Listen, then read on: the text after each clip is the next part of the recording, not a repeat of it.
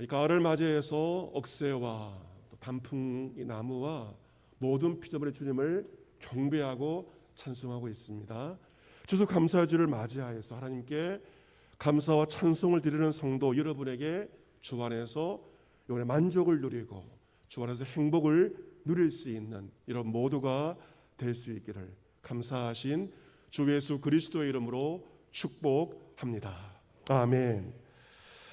저는 SNS를 통하여서 제 신학교 한 해 선배가 되시는 목사님의 따끈따끈한 글을 읽으면서 큰 은혜를 받게 되었습니다. 선배 목사님은 천안에 있는 백석대학교 교수로 교목으로서 사역을 하고 있습니다. 그 글의 제목은 40년 전 슬픔의 자리에서 감사의 기도를 드렸다. 슬픔의 자리에서 40년 전 슬픔의 자리에서 감사의 기도를 드렸다입니다. 40년 전 오늘 1981년 11월 6일은 그에게 가장 슬프고 우울했던 가을이었다고 합니다.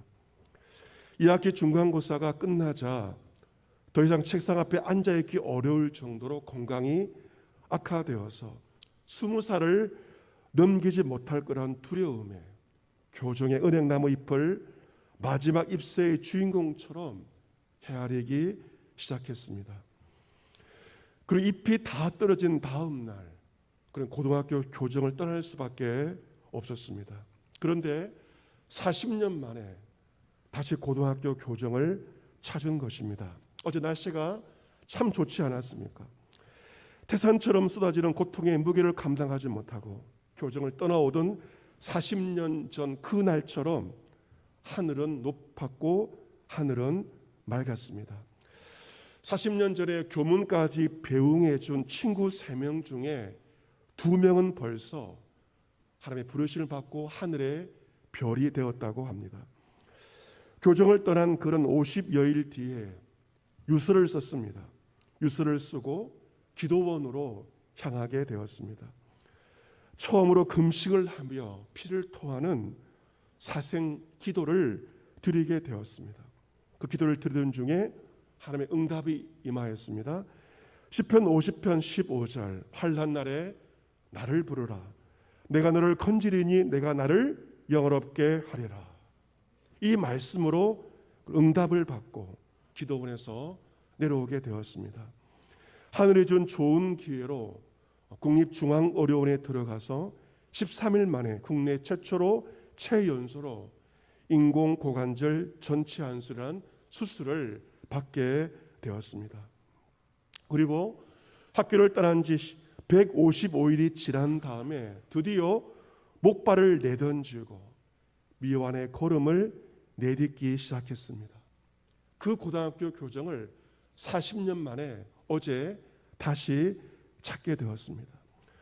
40년 전 두려움과 슬픔과 아쉬움과 안타까움의 그 교정에서 오늘의 나를 만들어준 그 처절한 고통 그리고 모든 걸 걸고 결단했던 순간을 인도하신 주님께 목사님은 감사의 기도를 드렸습니다. 광야 같았던 40년의 시간을 되돌아보니 당연한 것은 단 하나도 없었습니다. 모든 것이 하나님의 은혜였음을 목사님이 고백하는 것을 보면서 큰 은혜를 받게 되었고 답글도 달게 되었습니다. 오늘의 본문 신명기는 40년 광야길을 걸은 이스라엘 백성들을 향하여 한 모세의 마지막 설교, 유언과도 같은 마지막 설교입니다. 40년의 광야길을 걸으면서 광야 1세대는 여호수아와 갈렙을 제외하고는 하나님의 심판으로 다 죽었습니다. 원망과 불평 가운데 다 죽었습니다. 광야에서 태어난 2세대가 남아있는 것입니다. 광야 2세대에게 모세는 그들의 아버지와 어머니, 할아버지와 할머니가 걸어온 40년 광야길이 어떠한지에 대해서 회고를 하고 있습니다. 오늘 추수감사주를 맞이하여 우리 오늘 한 해를 되돌아보게 됩니다. 지난 1년을 되돌아보면서 지금까지의 나의 삶을 되돌아보면서 여러분의 마음은 어떠한 마음이 들고 있는지를 한번 질문해 보시기를 바랍니다. 본문 신명기 8장 2절에서 모세는 지나온 40년 광야길을 회고합니다. 본문 2절에 네 하나님 여호와께서 이 40년 동안에 내게 광야길을 걷게 하신 것을 기억하라. 하나님께서 광야길을 걷게 하셨다는 것입니다. 여러분, 이 40년은 적은 세월이 아닙니다. 왜 하나님께서 이 40년 동안이나 이스라엘 백성들이 그 광야길을 걷게 하셨을까? 이유가 궁금합니다. 이유가 본문에 나와 있죠. 너를 낮추시면 너를 시험하사 내 마음이 어떠한지 그 명령을 지키는지 지키지 않는지를 알게 하기 위해서 40년간의 광야의 길을 걷게 하신 것입니다. 이 광야는 하나님의 시험과 테스트가 있는 시간들입니다. 하나님께서 그 시험을 통해 무엇을 알고 싶어하는 것일까? 우리의 마음이 어떠한지 평소에는 모릅니다. 인생의 광야에서 내 마음이 어떠한지가 드러나게 되고 주의 명령을 지키는지 지키지 않는지 순종하는지 불순종하는지 인생의 광야에서 하나님은 알게 되시는 것이죠. 대학 수학능력평가 시험일이 열흘 정도 남지 않았습니까? 왜 학생들이 힘들게 수능시험을 준비하고 시험을 치르는 것일까요? 그것은 대학에서 대학 공부를 할 수 있는지 학생들의 수준을 알게 하기 위해서입니다. 수능시험을 통하여 학생들의 학업 수준과 실력이 드러나게 됩니다. 마찬가지입니다. 수능시험보다 더 어려운 광야의 시험이 있습니다. 인생의 광야의 시험을 통하여 우리의 마음이 어떠한지 순종하는 자인지 불순종하는지 우리의 수준이 드러나게 되는 것입니다. 3절 말씀에 너를 낮추시며 너를 줄이게 하시며 이 광야 40년 동안 하나님께서 이스라엘 백성들을 낮추셨습니다. 높이신 것이 아니라 철저하게 낮추었습니다. 본문에서 그들을 낮추었다는 것은 그들의 교만한 자신감을 꺾어버리시고 그들을 철저하게 낮추신 것입니다. 광야에서 그들을 줄이게 하셨습니다. 하나님은 지난 올 한 해 동안도 우리들을 이 모양 저 모양으로 낮추셨습니다. 때로 줄이게도 하셨고 때로 가난하게도 하셨습니다. 또 너도 알지 못하며 내 조상들도 알지 못하던 만나를 먹이셨다. 그 굶주림 가운데 만나를 내려주신 것입니다. 이 만나는 광야에서 이스라엘 백성들이 받아 먹은 하늘의 양식입니다. 하늘의 양식이 만나입니다. 그 만나를 왜 내려주신 것입니까? 사람이 떡으로만 사는 것이 아니요 하나님의 입에서 나오는 모든 말씀으로 사는 줄을 알게 하기 위해서 굶주리기도 하셨고 하늘의 만나를 내려주신 것입니다. 만나를 주신 것은 광야 같은 우리의 삶 가운데 하나님께서 우리의 공급자이심을 알게 하기 위해서 만나를 내려주신 것입니다. 광야에서 수많은 이스라엘 백성들이 40년간 살았던 것은 기적 중에 기적이었습니다. 하나님께서 하늘의 만나와 메추라기를 내려주셨기에 그들은 광야에서 무려 40년 동안 생존할 수 있었던 것입니다. 20년 전에 한 1년 동안 아프리카 남아공에서 산 적이 있습니다. 해외살이를 1년 동안 처음 하게 되었습니다. 지금은 우리나라가 월세가 보편화되고 있지만 외국은 20년 전에도 전세 개념이 없었고 매달 월세를 지불해야만 하였습니다. 그 전에 사역하던 교회에서 1년간 생활비를 대어 주었지만 그 돈으로 생활하는 것이 부족하였습니다. 왜냐하면 저희 가정이 흑인들이 사는 곳에 거주하였지만 그 월세 부담도 만만치가 않았기 때문입니다. 집사람과 식구들 가정 예배를 드리고 가족 회의를 하였습니다. 한 달 동안 어떻게 살아야 할지 아무리 전략하고 계산기를 두드려 봐도 살아갈 답이 나오지 않았습니다. 어느 순간 계산을 포기하였습니다. 왜냐하면 계산의 의미가 없었기 때문에 하지 않게 되었습니다. 공급자이신 하나님만 의지하고 살 수밖에 없었던 시간들이었습니다. 하지만 그곳에서 1년간의 삶을 잘 살고 다시 한국으로 귀국을 하게 되었습니다. 어떻게 살 수 있었을까?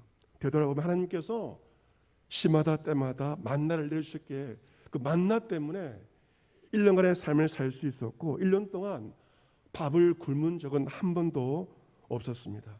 여러분, 인생의 광야길에서 인간적인 계산을 아무리 해도 백날 해도 답이 나오지 않을 때가 있습니다. 그러나 만나를 내리시는 주님의 공급하심이 있을 때 우리는 그 광야길을 걸어갈 수가 있고 살아갈 수가 있는 것입니다.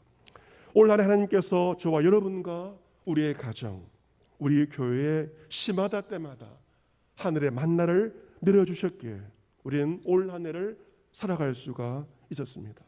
살아온 올 한해가 기적이었습니다. 전적인 하나님의 은혜였습니다. 당연한 것은 하나도 없었습니다. 본문 4절에 이 40년 동안에 내 의복이 헤어지지 아니하였고 너희 발이 부르트지 아니하였느니라. 하나님은 광야길 이스라엘 백성들에게 먹을 양식만이 아니라 그들 옷이 헤어지지 않게 공급해 주셨습니다. 광야길을 걸으면서 발이 부르트지 않도록 신발도 공급해 주셨습니다. 그들의 옷과 신발까지 모든 것을 책임져 주신 것입니다. 우리에게도 마찬가지입니다. 본문 5절에 너는 사람이 그의 아들을 징계함 같이 내 하나님 여호와께서 너를 징계하시는 줄 마음에 생각하고 내 하나님 여호와의 명령을 지켜 그의 길을 따라가며 그를 경외할지니라 말씀하십니다. 여러분, 자식을 징계할 수 있는 사람은 옆집 아저씨가 아니라 부모밖에 없습니다. 자식을 사랑하기에 부모는 자식을 징계합니다. 왜 하나님께서 우리를 고통의 광야길을 걷게 하시는 것일까? 왜 우리를 여러 가지 모습으로 낮추시며 우리를 징계하시는 것일까? 그것은 우리가 미워서가 아니라 우리를 사랑하시기 때문입니다. 옛말에 엄하게 키운 자식이 부모에게 효도한다는 말이 있습니다. 엄하게 키운 그 자식이 부모에게 효도한다는 말이 있는 것처럼 우리도 인생의 광야길에서 사람의 징계를 통하여 비로소 하나님을 경외하게 되는 것입니다. 그런데 이 인생의 광야는 광야로 끝이 나지 않습니다. 어디로 연결되는 것인가? 본문 7절부터 10절까지 우리 같이 한번 읽어보겠습니다. 같이 읽습니다. 시작. 내 하나님 여호와께서 너를 아름다운 땅에 이르게 하시나니 그것은 골짜기든지 산지든지 시내와 분천과 샘이 흐르고 밀과 보리의 소산지요 버도와 무화과와 석류와 감람나무와 꿀의 소산지라. 내가 먹을 것에 모자람이 없고 내가 아무 부족함이 없는 땅이며 그 땅의 돌은 철이요 산에서는 동을 캘 것이라. 내가 먹어서 배부르고 내 하나님 여호와께서 옥토를 내게 주셨으므로 말미암아 그를 찬송하리라. 아멘. 여러분, 광야의 종착지가 어디입니까? 너를 어디에 이르게 하시라니? 아름다운 땅, 아름다운 땅에 우리를 인도하십니다. 약속의 땅으로 인도하십니다. 젖과 꿀이 흐르는 땅으로 인도하십니다. 좋은 땅을 주심으로 그곳에서 하나님을 찬송하게 하십니다. 읽질 않았지만 15절 말씀 16절도 그것을 동일하게 말하고 있습니다. 너를 인도하여 그 광대하고 위험한 광야 곧 불뱀과 전갈이 있고 물이 없는 간조한 땅을 지나게 하셨으며 또 너를 위하여 단단한 반석에서 물을 내셨으며 내 조상들도 알지 못하던 만나를 광야에서 내게 먹이셨나니 이런 다 너를 낮추시며 너를 시험하사 마침내 내게 복을 주려 하심이었느니라. 아멘. 여러분, 주목해야 할 단어가 무엇입니까? 마침내, 마침내입니다. 하나님은 광야에서 우리를 낮추시고 이 모양 저 모양으로 시험하시지만 마침내 우리에게 주고자 하시는 것은 무엇입니까? 아름다운 땅에 이르러서 복을 주시는 것이 하나님의 진정한 의도입니다. 여러분, 기억하십시오. 광야는 광야로 끝나지 않습니다. 40년이든 400년이든 광야로 끝나지 않고 아름다운 땅 마침내 우리에게 복을 주십니다. 광야를 통하여 마침내 복을 주실 하나님으로 말미암아 하나님께 감사하게 되고 하나님을 찬송하게 되는 것입니다. 요즘 사람들에게 많이 불리어지고 있는 복음성가 가운데서 광야를 지나며 라는 찬양이 있습니다. 여러분께서 한번 검색하셔 들어보시면 큰 은혜가 될 것입니다. 광야를 지나며입니다. 그 가사는 이러합니다. 가사를 소개해드리면, 왜 나를 깊은 어둠 속에 홀로 두시는지, 어두운 밤은 왜 그리 길었는지, 나를 고독하게 나를 낮아지게 세상 어디도 기댈 곳이 없게 하셨네. 광야에 서 있네. 주님만 내 도움이 되시고 주님만 내 빛이 되시는, 주님만 내 친구 되시는 광야. 주님 손 놓고는 단 하루도 살 수 없는 곳 광야에 서 있네. 주께서 나를 사용하시려, 나를 또 정결케 하시려 나를 택하여 보내신 그곳 광야. 성령이 내 영을 다시 태어나게 하는 곳 광야에 서 있네. 내 자아가 산산이 깨지고 높아지려 했던 내 꿈도 주님 앞에 내어놓고 오직 주님 뜻만 이루어지기를, 나를 통해 주님만 드러나시기를 광야를 지나며. 이것이 가사입니다. 이 노래를 부른 이는 His Will이라고 하는 CCM 그룹인데, 이 노래를 만든 이는 작곡가 장진수 작곡가입니다. 그녀가 이 곡을 쓰게 된 동기가 궁금했습니다. 어느 날 문득 살아오면서 지나온 광야의 시간이 감사로 느껴지면서 고난의 시간에 대한 이야기를 곡으로 나누고 싶어서 이 곡 가사를 짓고 곡을 붙였다고 합니다. 그녀의 아버지는 긴 투병생활을 하시다가 일찍 돌아가셨습니다. 그녀는 홀로서기를 빨리 할 수밖에 없었습니다. 차비가 없어서 걸어가기도 하였고 밥값이 없어서 굶기도 하였습니다. 그 시간이 주님의 만나로만 살아가는 하루하루였습니다. 그런데 그 광야에서 주님 손을 붙잡으니 외롭고 고된 광야의 시간이 힘들지만은 않았다고 합니다. 장마철에 벼가 자라듯 믿음이 부쩍 자라는 훈련의 시간들이었다고 합니다. 그는 자신의 이 삶의 체험을 그대로 곡으로 옮겼습니다. 자신의 삶을 노래하였기에 이 많은 그리스도인들이 이 노래를 통하여 은혜를 받게 되었다고 합니다. 남편을 사고로 잃은 한 여성 성도가 불면증으로 시달리다가 이 노래를 듣고 마음이 편안해져서 잠을 자게 되었다고도 합니다.